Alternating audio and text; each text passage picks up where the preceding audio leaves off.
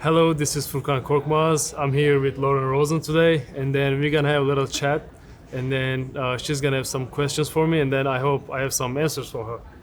Furkan, great intro. Lauren, thank you. We've done this many times. Yes. You and How Joel. many times we did it, really? I mean, at least three or four. Three or four, right? One virtual Yeah. during COVID. The last year was fun. We did some virtual, but you and Joel are the longest tenured 76ers in the organization. Yes. How does that feel? That feels great. That feels great. Like, I don't know if I can be surviving here more than Joel, but I don't know. We will see. It's really a good feeling to be here, part of this organization for this long. And a lot of guys change a lot of teams, but for me, it's just been like one team. I hope it's gonna work out well this year too. So I'm excited. We talk about Joel every time you sit down, just because of how long you guys have known each other. But last year was the first time that he won MVP. What are you going to remember about the day that Joel won his first MVP? I mean, that was a great day. So I was like super happy for him. I think even if I win MVP of the NBA, I will be also, my excitement level will be same probably. That's how I felt for him. I was super happy. He deserved it. Like really, he deserved it. Like every year he was trying to get better, and then he was getting better every year. Like physically, I think he was in a great shape last year, which he can be even more this year. But I hope he's gonna win it again and with the championship. Because you guys have been together for so long, I want to know something from you. What do people not know about Joel Embiid? I think like he doesn't talk that much, but when he starts talking, he's like really funny, really good dude. Like you can tell he has like a lot of emotions going on. I know on the court he looks so tough, like playing bully ball and stuff. But off the court, like most of us, like we are emotional guys, But I think Joel is the same now. He's a father. Of course, it's a different situation for him, but he knows like what he's capable of, and then he knows his limits. So I think he's aware of like what he got. You've grown up so much since you first got here, and when we look at the photos, like the person I'm looking at right now, Don't look at photos. compared to the photos of year one, are crazy. Yeah. How have you changed though, as a person, since you first got here? I changed a lot, but I need to be honest with myself too. Like when I was 19, when I got here, I was also feeling like 25, 26. Maybe right now I'm 26, but I feel 35. I don't know. Like it's like changing every year. Also, this culture of basketball, I believe, makes people growing up faster. To being part of like team, to be able to go to be able to like hang out with each other more. Like there's some guys 18 years old, 19 years old in the team. There's some guys 31, 32 years old in the team, and then they have kids. You are like trying to see him, like trying to get something from him. He's trying to get something from you. I think basketball gives you a lot. How have you changed as a player, would you say most? A lot. I can say a lot. Like I think first when I got to the league, when I got the ball, I was feeling like I have just 1 second to decide. Right now when I have the ball, I feel like I just have 10 seconds to decide. Like I don't rush. Like I take my time. I think that's experience. That calls experience. You know where you're gonna get the ball. You know how you're gonna score. You know how you're gonna pass. I think that's the fun part right now. You've had a little bit of experience now with Nick Nurse as your coach, but years of games playing against him. Yeah. What were your impressions of Nick as an opponent, and now what are you looking forward to when it comes to being one of his players?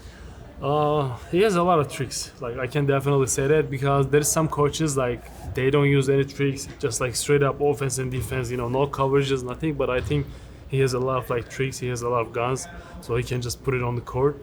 I remember when we were playing against Toronto, the shot that Kawhi made that year, like they were going at Joel like 3 people, 4 people at times, but still it was so hard to score because he was bringing the guy from like different angles, like on a dribble, wait for his dribble, like don't wait, blah, blah, blah, blah. And then I think he has a lot of tricks. I'm excited for it to see like what he got.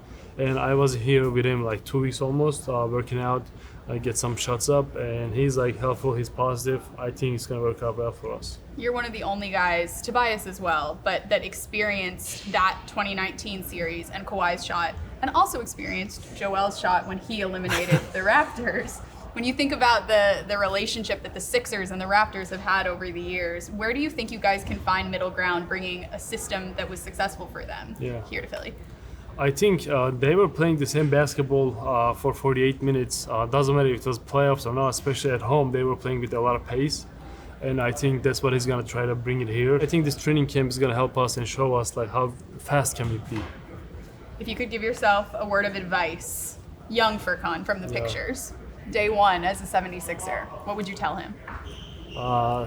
The first one is like don't get a short haircut, keep it a little long. So I think I'm super happy with my hair right now. And on the basketball stuff, I can say a lot of things, but I'm not regret the things that I did, or I didn't.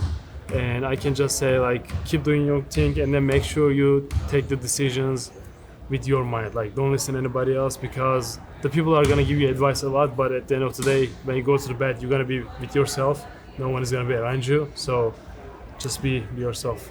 You've been with Tobias not quite as long as you've been with Joel, but he's been an influence in your life now for a Yeah. few years. What have you learned from Tobias Harris? I learned a lot of financial things from him. He likes to call himself a financial advisor too, so I like that. You know, we need also some type of guys in the team too. No, I think he's a really professional. He's a really professional basketball player and then a character. So he's been also going through a lot of things. You know, all of us does, but he was also one of those guys, and I think he handled the situations really well. I think to keep the same mentality, to focus on the court is hard, but he's doing it. It's really good for me to see like that type of person, and then to handle some of the situations in my own life too. You spent the summer in Turkey. As you do every summer, every opportunity that you get, you play with the Turkish national team. So what was that experience like? And then, as always in these interviews, I want you to have a chance to sort of say what's Yeah. up to the Turkish fans. Yeah. What do they continue to mean to you at this point in your career? Yeah, like they mean a lot for me. Like the Turkish fans. Every summer, like you said, when I have a chance, I want to go back and play for my country. This summer also, it was not a good ending, but at least I wear my Turkish national team jersey. I was happy.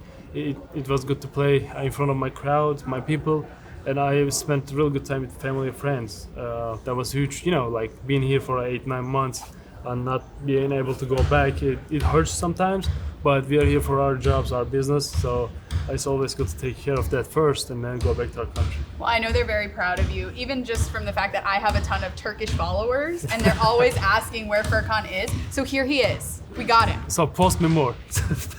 Now you message say. I don't know. What he said.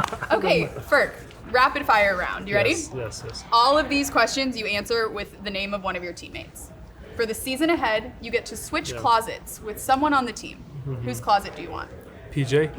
Whose closet do you least want? I think I know Joel's closet, like just 3-4 pieces. Yeah, I think I know. Who do you think would be the best babysitter? Tyrese. Who do you think would cook the best meal? 3 courses.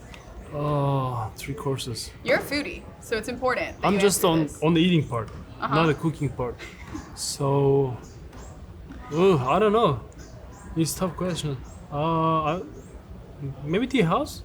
Other people have said that because he has kids. Yeah, he has kids. Maybe There he you has go. to. Okay, let's say the NBA implemented a roommate policy for the whole season, and you have to room with the same player on the road all Yeah. season. Who would you choose? Can I still say Matisse? No.